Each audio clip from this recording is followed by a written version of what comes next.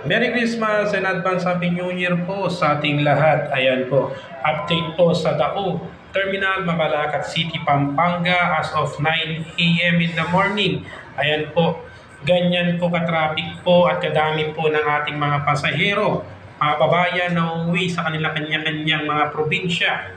5 a.m. in the morning pa lang po, nakadeploy na po ang ating mga tropa, mga kapulisan upang maging visible po sa Dao Terminal, Mabalacat City, Pampanga at nagkakandak ng mga beat patrolling para maiwasan po ang mga snatching. Tips po natin, iwasan po natin magsuot ng mga mamahaling kwintas, hikaw, mga bracelet upang makaiwas po sa pagnanakaw dahil po sa dami po ng tao, dikit-dikit po. Ayan, paalala po, hawakan po ng maayos at bantayan ang ating mga kanya-kanyang gamit.